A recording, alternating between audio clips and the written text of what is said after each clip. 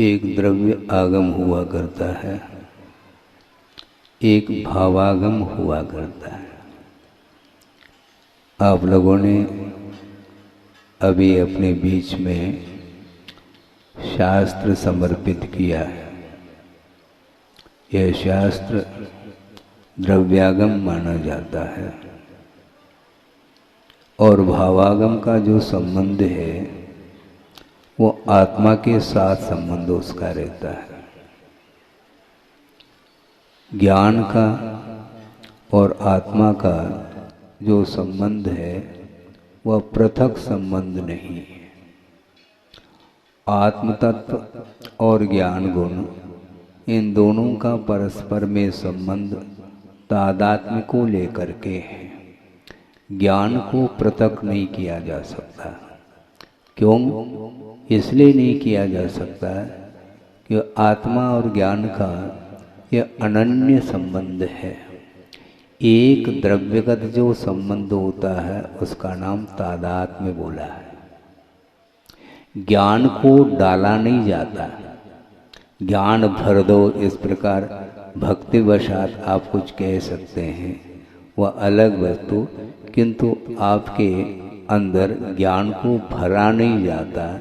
किंतु जो ज्ञान है, किंतु वह आवरणित है, उस आवरण को हटाने का पुरुषार्थ किया जाता है। और ये जो द्रव्यागम है, शास्त्र है, वो आपको आवरण को हटाने के लिए एक माध्यम है। किंतु हटाना चाहें तब की बात है। वर्तमान में साक्षात प्रभु का दर्शन नहीं है, किंतु जनबिंब के माध्यम से भी हम आस्था को जागृत करते हैं। जनबिंब मौन है। आपके साथ कभी वो वार्ता करती हैं क्या जनबिंब? आप जाते हैं, दर्शन करते हैं, पूजन अर्चन करते हैं, स्तुति करते हैं, अभिषेक आदि करते हैं, उस समय आपसे कोई वार्ता उनकी होती है?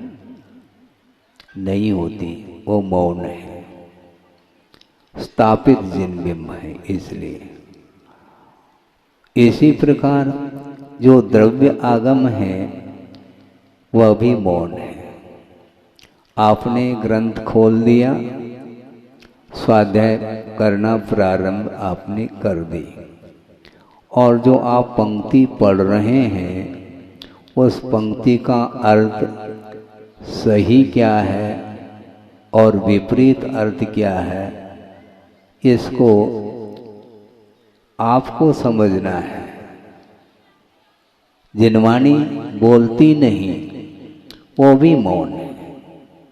अर्थ आपको निकालना है, दिमाग से निकालना है, और दिमाग यदि ठिकाने पर है तो सही सही अर्थ निकाला जा सकता है। नहीं है तो विपरीतता तो है ही। तो भगवान वर्तमान में नहीं और है तो जनबिंब के रूप में है, वो मौन है। आपके अंदर क्या विचार चल रहे हैं उसका ज्ञाता और दृष्टा आप स्वयं हैं। दूसरा, आपके भीतर जो विचार उत्पन्न हो रहे हैं वो मेरे बुद्धि का विषय नहीं बन सकता। आप बैठे हैं, ध्यान से सुन रहे हैं, किंतु आपके अंदर जो वेव्स हैं, तरंग हैं विचारों के, वो मेरे बुद्धि के विषय नहीं बन सकते। तो इसलिए ज्ञान का आत्मा के साथ जो संबंध है वह संबंध हुआ नहीं, अनादिकालीन वह संबंध नेचुरल रूप से है। स्वाभाविक रूप से आत्म तत्व के साथ उसका संबंध है। किंतु सही सही बोध जो नहीं हो रहा है उसमें और किसी का दोष नहीं, किंतु अज्ञान दशा में जो कर्म का अर्जन किया है उस कर्म के माध्यम से ही वह ज्ञान गुण आवरणित हो चुका है। उस आवरण को हटाने की बात है। आप हटाना चाहो तो हम उपदेश दे सकते हैं, नहीं हटाना चाहो तो ये उपदेश किसी भी काम का नहीं है, पक्की बात है। तो इसीलिए यह तादात्म्य संबंध को लेकर के ज्ञान आत्मा के साथ है, अपना अस्तित्व पा रहा है, किंतु आवरण को कौन हटाए? जिस प्रकार आप वस्त्र पहने हैं, वस्त्र चेंज करना है तो कर लेते हैं, इस प्रकार उस आवरण को हटाया जा सकता है क्या?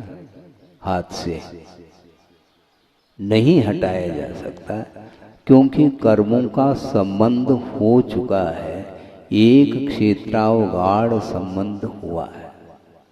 आत्म प्रदेश कितने हैं? असंख्यात आत्मा के प्रदेश हुआ करते हैं। प्रदेश का अर्थ क्या महाराज, ये भी समझा दो। हाँ, साथ साथ समझा देते हैं ताकि आप लोगों को धीरे धीरे आगम में क्या विषय आया है वह भली भांति ज्ञात हो सके। प्रदेश का अर्थ है एक अविभागी पुद्गल परमाणु, एक अविभागी अर्थात जिसका विभाग न किया जा सके, ऐसा जो अविभागी पुद्गल परमाणु आकाश के जितने क्षेत्र में रहे, उस क्षेत्र का नाम एक प्रदेश का है। तो इस प्रकार आत्मा के पास कितने प्रदेश हैं? अर्थात वह आत्म तत्व अथवा जीव आकाश के असंख्यात प्रदेश को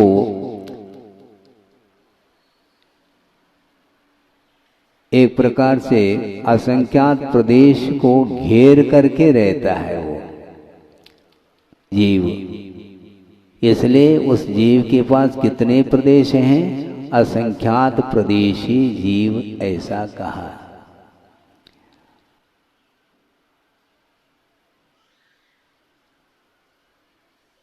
और उस असंख्यात प्रदेशी जीव के अंदर उस एक एक जीव के प्रदेश पर अनंतानंत कर्म वर्गणाएं विद्यमान है।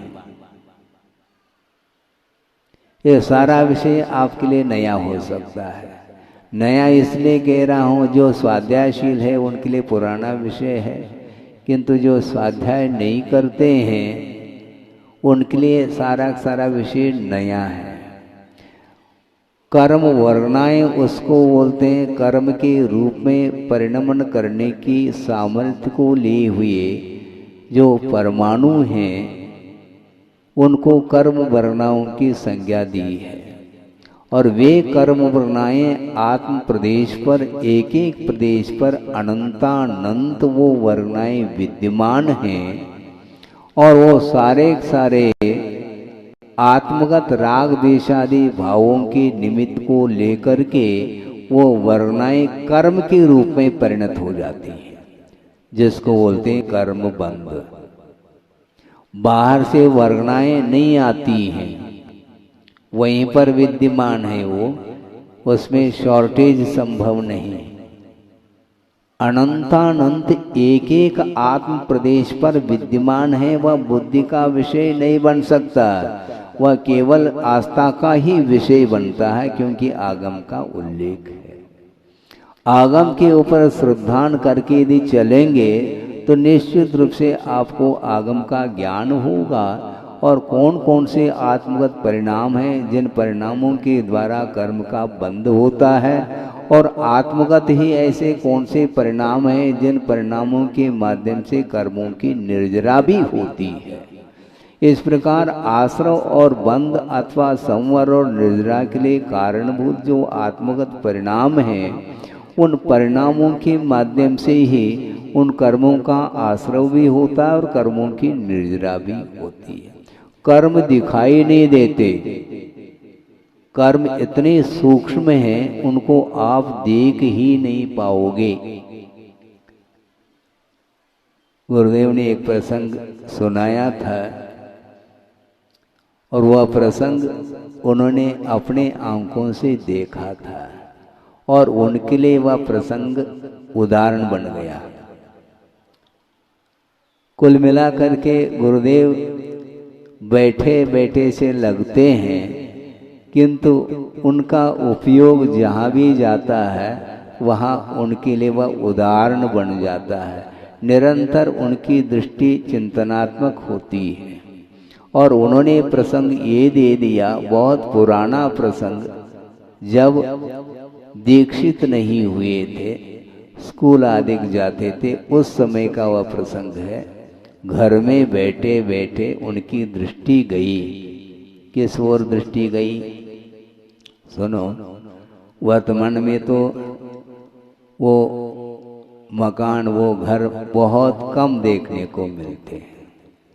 वर्तमान में अधिकांश घर जो है सीमेंटेड है, आरसी से वर्क जिसको बोलते हैं।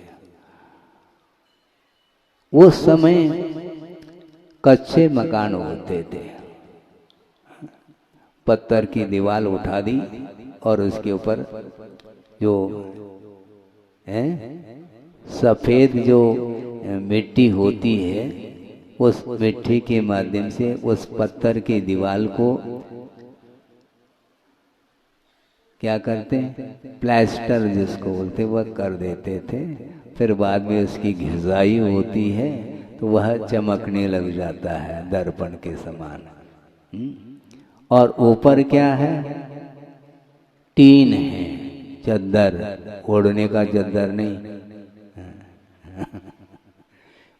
ऊपर टीन की चद्दर आप जिसको बोलते हैं। और वह घर बन गया है। और उन टीन में छोटे छोटे छिद्र हुआ करते हैं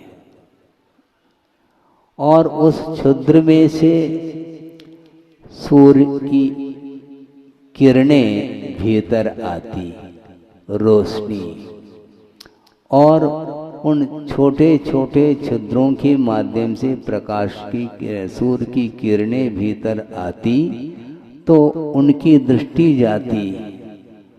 पहले तो मान लो बादल है तो रोशनी भीतर, किरणें नहीं आएगी। जब बादल हट जाते हैं तो सूर्य की किरणें भीतर प्रविष्ट होती हैं उन छिद्रों के माध्यम से, तो उनकी दृष्टि जाती कि आहा, बिल्कुल धूली के कण आपने मार्क किया हो, धूली के ऐसे बारीक बारीक कण उड़ते हुए दृष्टिगत होते हैं, जिसको परमाणु बोल सकते हैं उदाहरण के तौर पर। हालांकि परमाणु इससे भी अनंत गुना सूक्ष्म हुआ करता है।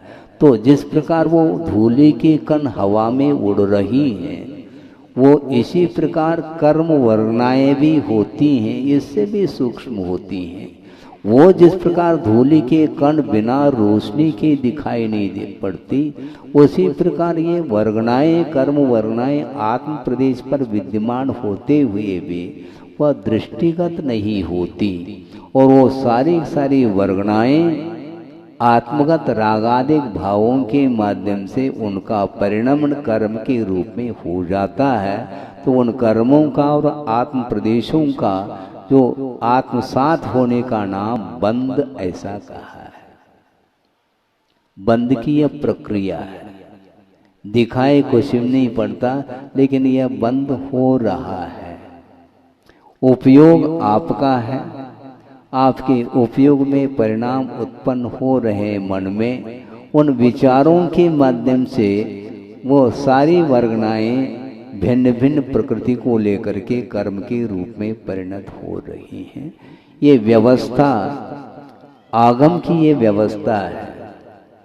केवल ज्ञान का यह विषय दिव्य ज्ञान का विषय अथवा अवधि ज्ञान का विषय बन सकता है, किंतु छद्मस्त अवस्था में मति ज्ञान और शुद्ध ज्ञान के माध्यम से इनका जो बोध होता है वह परोक्ष रूप से होता, प्रत्यक्ष रूप से नहीं। तो ऐसी स्थिति में कर्म दिखाई नहीं देता तो कर्म बंध भी देखने में नहीं आता। कर्म का उदय आता है तो भी कर्म का उदय देखने में नहीं आता। किंतु कर्म का अस्तित्व है क्या नहीं है, इसका परिज्ञान जो होगा वह अनुमान के माध्यम से होता है। क्या कहा? कर्म का जो अस्तित्व है वह अनुमान के माध्यम से पकड़ में आता है। साधना साध्य विज्ञानम अनुमानम, ऐसे एक पंक्ति एक सूत्र आता है न्याय ग्रंथ में कि साधन के माध्यम से साध्य का अनुमान किया जाता है। साधनात् साध्य विज्ञानम, साधन के माध्यम से साध्य का जो परिज्ञान होता है उसका नाम अनुमान है। महाराज उदाहरण दे दो, उसके बिना हमें समझ में नहीं आता। ठीक है, उदाहरण दे देते हैं, लेकिन ये ध्यान दो को केवल उदाहरण को तो ध्यान में रख लिया और विषय गोल हो गया। ऐसा नहीं, ये किसके लिए उदाहरण दिया जा रहा है? कर्म को, कर्म के अस्तित्व को जानने के लिए ये उदाहरण दिया जा रहा है। सामने पर्वत है और पर्वत के ऊपर धूम्र देखने में आ रहा है, धुआं जिसको बोलते हैं। अग्नि देखने में नहीं आ रही है, किंतु धूम्र प्रत्यक्ष देखने में आ रहा है और उस धूम्र के माध्यम से अग्नि का बोध अपने आप होता है, क्योंकि अग्नि के अभाव में धूम्र का दर्शन संभव नहीं है। धूम्र के अभाव में अग्नि का दर्शन हो सकता है, निर्धूम अग्नि, किंतु अग्नि के अभाव में धूम्र का दर्शन कभी भी नहीं हो सकता। तो दूर से आपने उस धूम्र का दर्शन किया तो निश्चित रूप से अनुमान होता है कि वहां पर अग्नि है। अस्मिन पर्वते वह्नि, ऐसा का इस पर्वत पर अग्नि है। क्यों? धूम्रवत्वात्, वह पर्वत धूम्रमान हुआ है इसलिए। तो इसी प्रकार कर्म का अस्तित्व पकड़ना है तो कर्म के फल को देख करके कर्म का अनुमान किया जाता है। कर्म का अस्तित्व है क्या नहीं, इसको जानना चाहो तो फल के माध्यम से कर्म का अस्तित्व जानने में आता है। जैसे आप सड़क से जा रहे हैं, क्योंकि कर्म का जो फल मिलता है वह द्रव्य क्षेत्रादि के निमित्त को लेकर के ही फल मिलता है। बिना निमित्त के, बिना किसी संयोग के वह कर्म अपना फल दे नहीं सकता। कर्म का ही फल है, उसमें निमित्त आवश्यक है। आप सड़क से जा रहे हैं और ठोकर लग गया, एक नुकीला गड़ा हुआ पत्थर था, उससे आप टकरा गए, ओपटा लग गया तो आप गिर गए। तो वो किसका फल है? कर्म का फल है, किंतु उस पत्थर के निमित्त से कर्म अपना फल देकर के चला गया। कर्म देखने में नहीं आ रहा, किंतु फल तो देखने में आए क्या? नहीं, बिल्कुल निश्चित रूप से देखने में आ रहा है।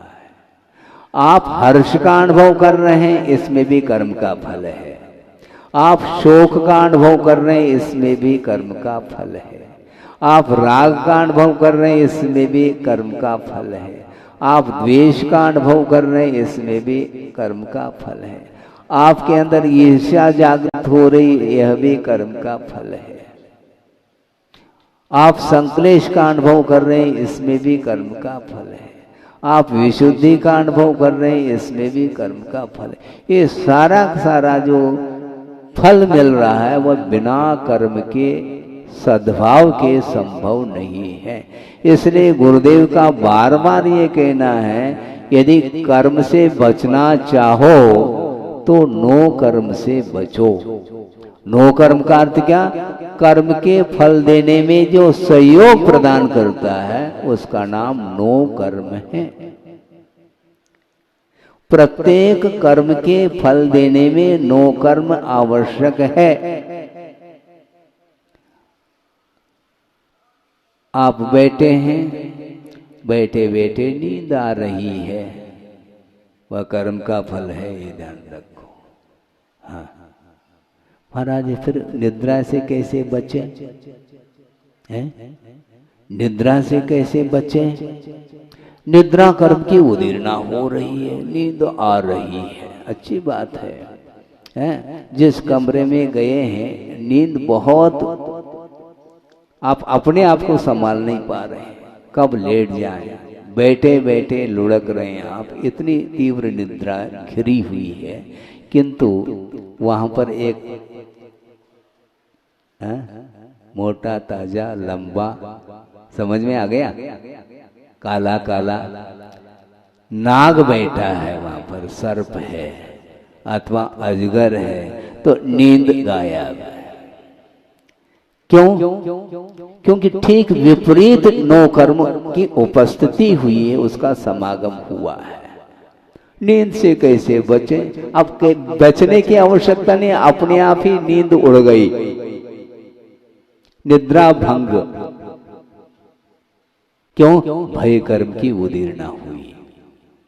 तो भिन्न भिन्न कर्मों के फलदान में निमित्त भिन्न भिन्न प्रकार के उपस्थित होते हैं। इसलिए गुरुदेव का ये कहना है, कर्म फल से बचना चाहो तो नो कर्म से हमेशा बचना चाहिए। लेकिन बच नहीं पाता, जहां बचना है वहां बच जाता है। जैसे सर्प से बच गया, कांटे से बच गए, अग्नि से बच गए, धूप से बच गए, लेकिन जब बचना है तब धूप से बचते हैं। बहुत होशियार हैं आप।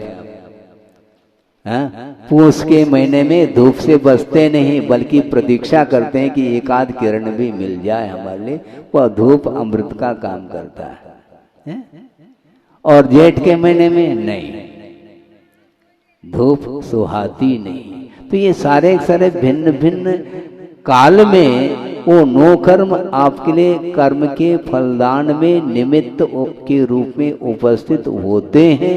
इसलिए उन निमित्तों से अपने आप को ऊपर उठाने का पुरुषार्थ करना चाहिए। बिना पुरुषार्थ के संभव नहीं, क्योंकि भिन्न भिन्न इंद्रियों के विषय हैं। उन विषयों के निमित्त को लेकर के कर्म की उदीर्णा होती है, और अकाल में भी वह कर्म अपना फल दे करके चला जाता है।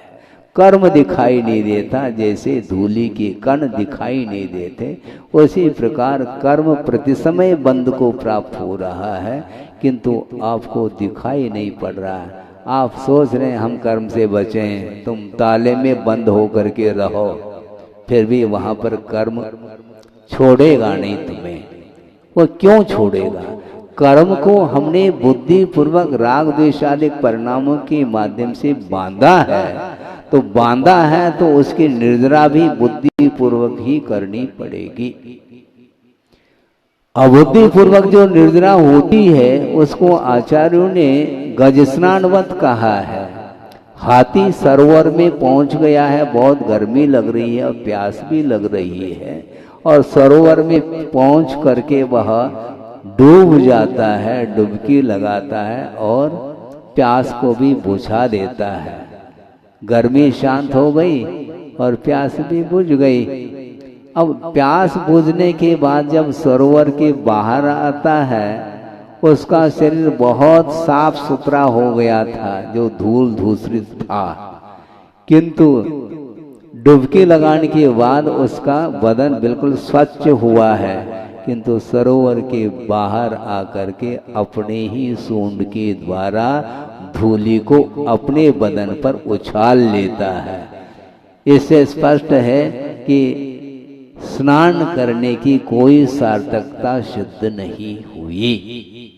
उसी प्रकार संसारी प्राणी की दशा हो रही है।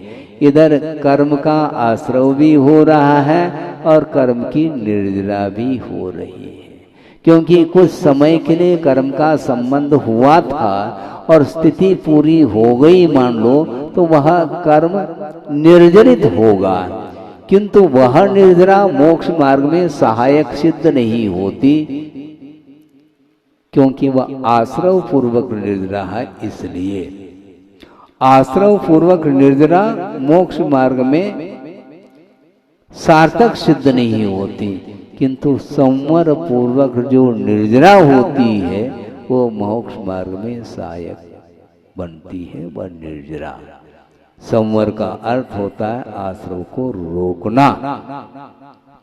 आश्रव निरोधः संवर, आश्रव को रोकने का नाम संवर है। जो आश्रव रुक जाता है तो आश्रवित जो कर्म है, पूर्व में बंधे हुए जो कर्म हैं, उनकी निर्जरा की जाती है तप आदि के माध्यम से, सम्यक तप आदि के माध्यम से उसकी निर्जरा होती है। इसलिए संवर और निर्जरा तत्व को समझने की आवश्यकता है, तभी हम कर्म से मुक्त हो सकते हैं। कर्म दिखाई नहीं देता, किंतु कर्म फल प्रतिफल देखने में आता है,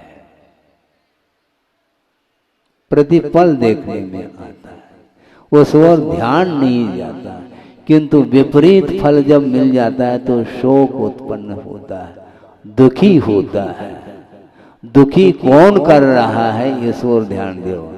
बहुत दुख हो रहा महाराज, अच्छा बहुत दुख हो रहा है, वाकई में दुख है, अच्छा हाथ जोड़ा है महाराज, इतना तो समझ लो आप, हम दुखी हैं, ठीक है, हाथ जोड़ना पर्याप्त नहीं है।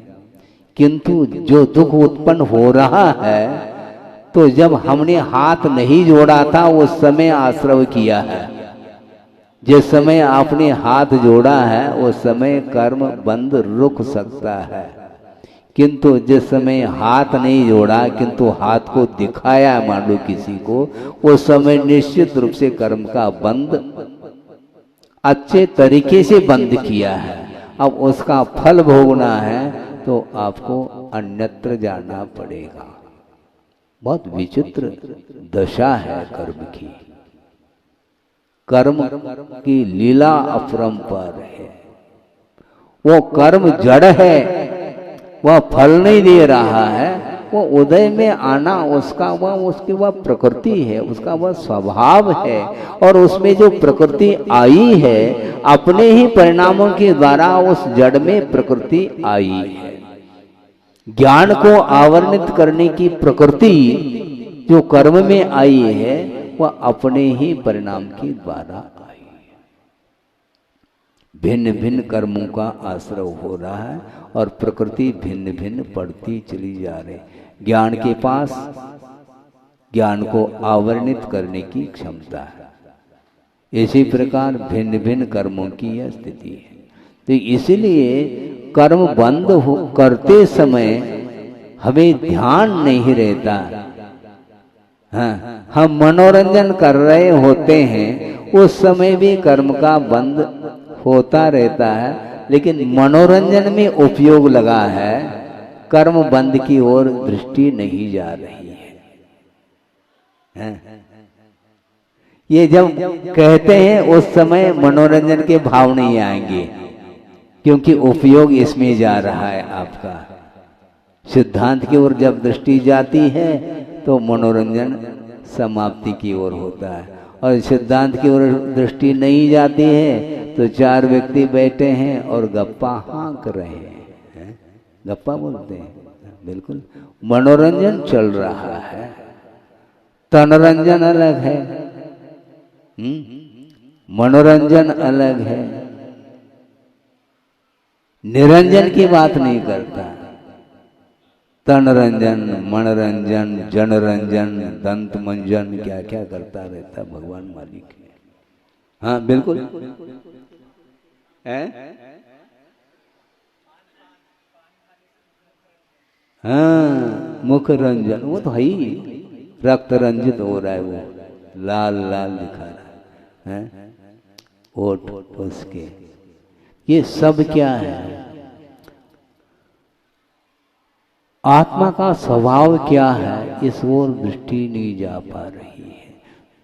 जो जितना अच्छे ढंग से अपने कला का प्रदर्शन करता है वह उतना होशियार माना जाता है वर्तमान में, किंतु वह जन को रंजित कर रहा है, जन रंजन में उसका उपयोग लगा हुआ है। किंतु आचार्य कहते हैं जन रंजन को छोड़ो, कि आत्मा का स्वभाव क्या है, वह निरंजन अर्थात अंजन से रहित है, कर्म से अतीत शुद्ध परमात्मा तत्व है। उस ओर दृष्टिपात तो करो, हमेशा बाहरी पदार्थ में ही वह लगा हुआ है। आत्म तत्व कहता है, किंतु मोक्ष तत्व की ओर उसकी दृष्टि नहीं जा पाती। मोक्ष पथ पर चलते हुए भी मोक्ष की ओर दृष्टि होना आवश्यक है। पथ पर तो हम चल रहे हैं, किंतु पथ पर कदम पड़ रहे हैं क्या अन्यत्र पड़ रहे हैं, इसका भी हमें ध्यान रखना होगा। हमेशा अलर्ट रहता है वह साधक, वही साधक माना जाता है। उसको कुछ भी नहीं रुचता, संसार में कुछ भी नहीं रुचता, तो कभी भी उसको सांसारिक वस्तुओं को लेकर के आह्लाद का अनुभव नहीं होता।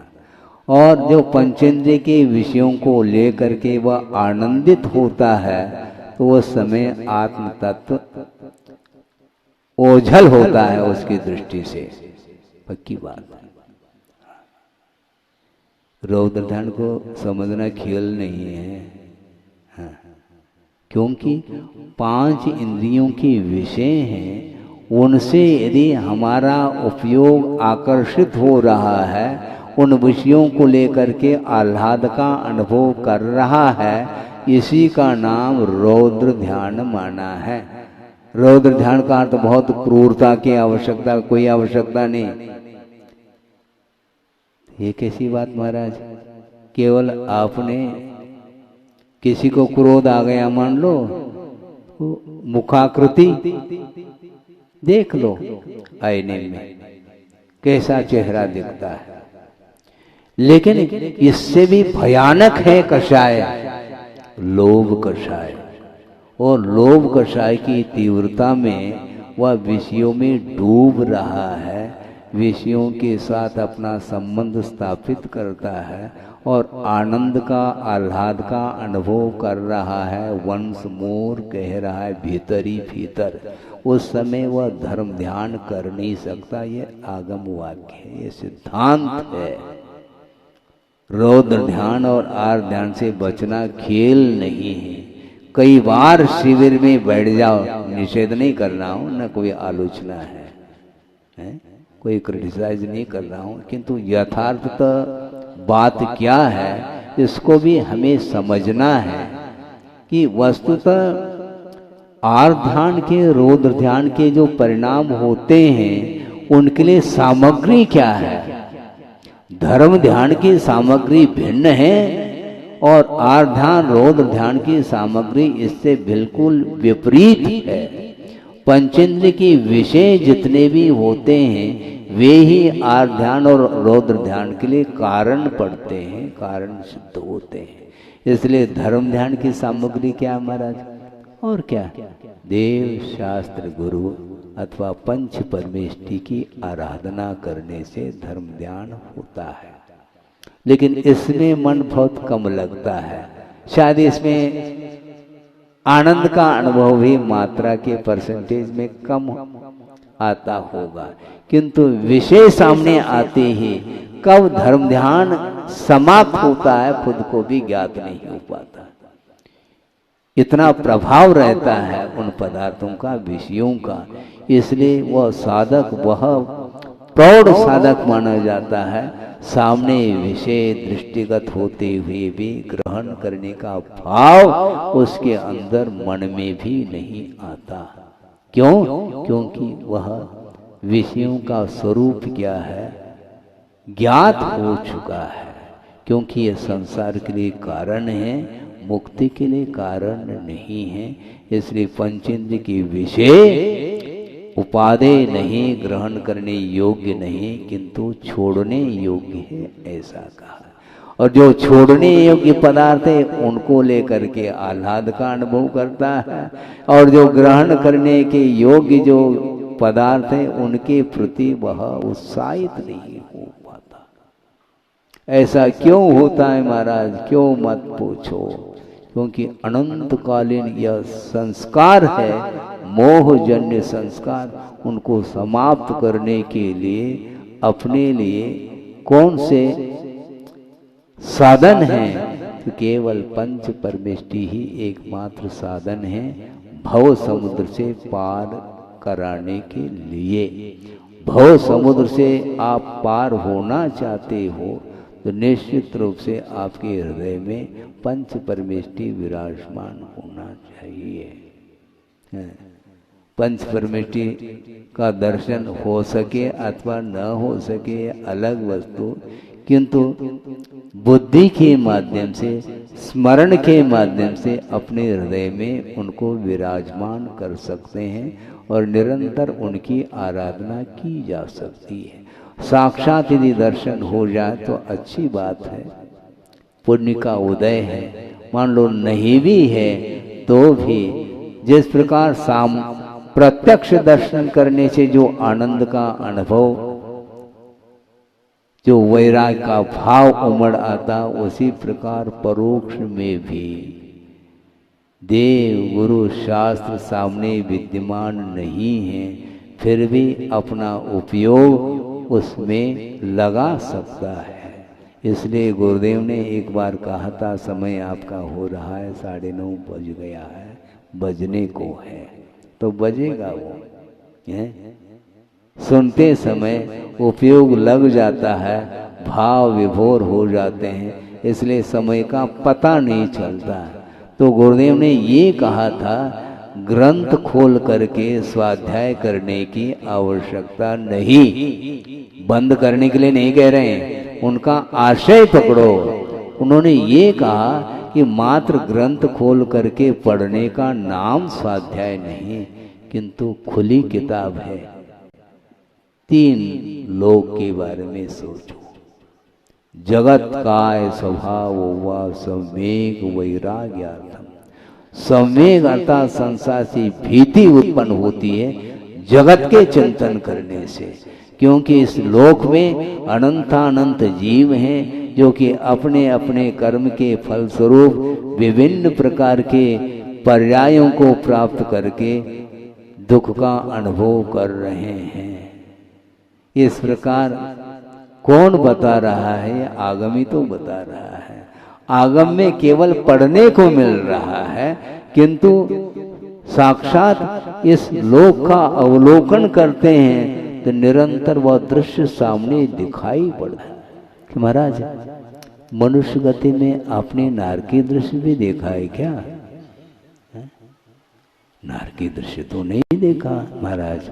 हाँ, क्यों नहीं देखा है? क्यों नहीं देखा? होनहार नारकी। हाँ, क्या होनहार उम्मीदवार, क्यों नहीं?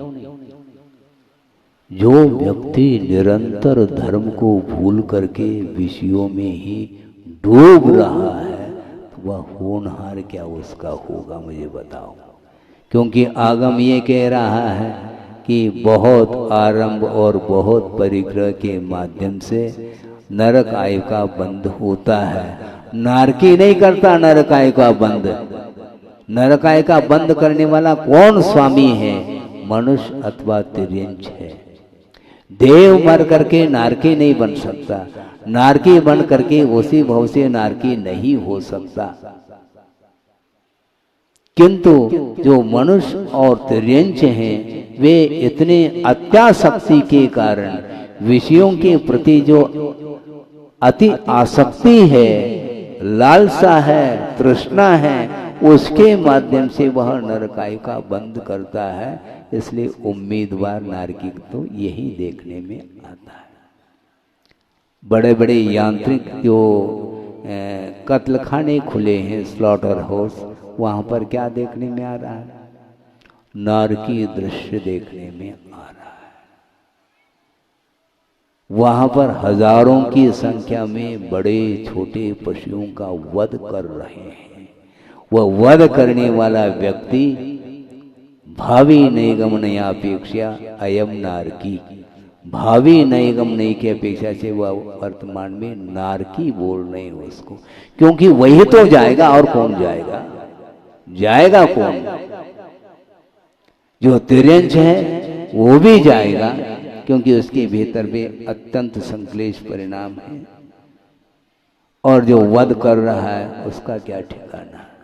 तो इसलिए नारकी दृश्य भी यहीं पर देखने को मिलता है, और यहीं पर स्वर्गीय दृश्य भी देखने को मिलता है।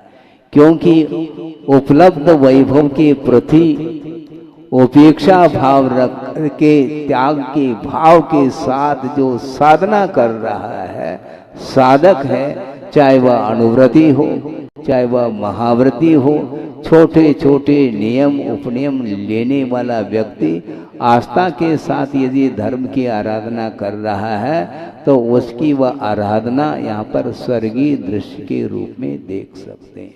नियम रूप से वह स्वर्ग जाएगा। क्यों? मोक्ष नहीं जाएगा कि हमारा? मोक्ष जा सकता है। क्यों? इसलिए कि वर्तमान में मोक्ष के योग्य तप नहीं कर पा रहा है। इसलिए शुभोपयोगात्मक जो चर्या है, चारित्र है, उसके माध्यम से सग्ग सुहम लहरी स्वर्गीय सुख को प्राप्त करता है, ऐसा कुंद कुंद देव कह रहे हैं। और चतुर्थ आदि काल में वह यदि रत्नत्रय की आराधना करता है तो मोक्ष के योग्य ध्यान करके शुक्ल ध्यान के माध्यम से साक्षात निर्वाण का लाभ उठाता है। इस प्रकार यह साधना का प्रतिफल है और राग का जो प्रतिफल है वह दुर्गति मानी जाती है। दुर्गति से बचना चाहो तो राग से बचो। राग से बचना बहुत कठिन है महाराज। कठिन तो है, हाँ, पेपर बहुत कठिन होता है, सरल नहीं होता पेपर। और आप प्रश्न पेपर आप स्वयं नहीं निकाल पाओगे। बोर्ड की परीक्षा, ऊपर से प्रश्न पेपर आएंगे और आप लिखेंगे और आंसर पेपर को आप नहीं जांच पाओगे, ना क्लास टीचर, वो भी बाहर जाते हैं जांचने के लिए। क्योंकि संसारी प्रश्न स्वयं जांचना चाहता है और एक नंबर भी मिलने की उम्मीद नहीं है और वो पूरा नंबर लेता है और अपने हाथ से शाबाश शाबाश करता है वो। ये हालत है उसकी। इसलिए आचार्य कहते हैं कि वस्तुतः ये बहुत कठिन कार्य है। राग से बचना खेल नहीं है बंधुओं। द्वेष से फिर भी बचा जा सकता है, राग से बचना। इसलिए एक प्रासंगिक हाइकू आपके सामने रख रहा हूं जो गुरुदेव ने दिया है। द्वेष से, सुन रहे हैं आप, द्वेष से राग विषैला होता। क्या कहा? द्वेष से राग विषैला होता जैसे शूल से फूल। शूल अर्थात कांटा, उस कांटे से भी फूल भयानक है, क्योंकि कांटे से तो हर व्यक्ति बच रहा है किंतु फूल से कोई नहीं बच पाता। इसी का नाम राग है। फूल के प्रति प्रत्येक व्यक्ति का राग है किंतु कांटे के प्रति राग नहीं है। तो उसी प्रकार पंचेंद्र की विषयों के प्रति राग हमेशा बना हुआ है। विषयों के प्रति यदि द्वेष हो जाए फिर कहना क्या है? कौन से विषय? मनोज्ञ, ये ध्यान रखो। हाँ, अमनोज्ञ विषय के प्रति तो द्वेष हो रहा है, वो भी कर्म मंद के कारण है, किंतु मनोज्ञ विषयों के प्रति जो राग हो जाता वह भी उतना ही अभिशाप शुद्ध होता है। इसलिए राग और द्वेष से बचने के लिए मनोज्ञ और अमनोज्ञ पदार्थों की उपस्थिति में भी हर्ष विषाद नहीं करते हुए मात्र उन पदार्थों के स्वरूप को जानने का पुरुषार्थ करता है, वह निश्चित रूप से कर्म बंध से बचा हुआ है। उसको बचाने के लिए उपदेश तक देने की आवश्यकता नहीं, क्योंकि वह बच रहा है। कितने बार उपदेश सुनना, बार बार बार बार वही उपदेश। कल उपदेश दिया था, आज वे पुनः एक घंटा, आध घंटा, पौन घंटा होने को है। तो ये चतुर्मास तक ये उपदेश तो चलेगा, प्रवचन माला चलेगी, लेकिन वह फूल माला जो गले में है वो कब उतरेगी? वह माला बोलो। प्रवचन माला तो चल रही है डेली, किंतु अच्छे अच्छे फूलों की सुगंधित जो माला पहन रखा है उसको उतारना नहीं चाहता। और उतारता कब? जब उसमें से सुगंधी चली जाती है, वह फूल कुमला जाते हैं, उस समय उसको निकाल देता है फिर नया। इस प्रकार विषयों के प्रति राग बढ़ता चला जा रहा है, इसलिए संसार का अंत नहीं हो सकता। इसलिए द्वेष से राग विषैला होता, ये कहा गुरुदेव ने। बहुत मार्के की बात कही। क्या चिंतन है, मौलिक चिंतन। फूल से कोई बचना नहीं चाहता। फूल को तो बिल्कुल देख करके फूल जाता है, किंतु कांटे से बचता है, क्योंकि कांटा दुखदाई है। किंतु आचार्य कहते हैं दोनों दुखदाई है। कांटा तो फिर भी ठीक है, निकाल सकते हैं सुई से, किंतु एक बार जो फूल के संस्कार पड़े हैं, राग के संस्कार, उसको डिलीट करने के लिए भवांतर लग जाते हैं। इसलिए राग से बचो, द्वेष से बचो और साम्य भाव को लाने का पुरुषार्थ करना चाहिए। आप यदि श्रवण न बन सको कोई बाधा नहीं, किंतु श्रवण की उपासना तो कर सकते हैं। श्रवण की उपासना तो कर सकते हैं। श्रवण की उपासना हृदय से जो करेगा, निश्चित रूप से उसको श्रवण बनने का अवसर मिलेगा। हाँ, इसलिए ज्यादा समय नहीं लेता, इतना पर्याप्त है। कर्म बंध से बचने के लिए कर्म बंध कितना सूक्ष्म है और उसका संबंध किस प्रकार है, कब से है, इसको आगम के माध्यम से आप जानने का पुरुषार्थ करेंगे। और मात्र जानना ही नहीं, जान करके उसको अपने जीवन में उतारने का, प्रयोग करने का प्रयास करेंगे, तो निश्चित रूप से कर्म बंधन से हम मुक्त हो सकते हैं। मुक्त हों इस पवित्र भावना के साथ। अहिंसा परमो धर्म की जय। बोधि समाधि परिणाम शुद्धि स्वात्मोपलब्धि शिव शोक सिद्धि चिंतामणिम चिंतित वस्तुदाने त्वां वंदमानस्य ममास्तु देवी।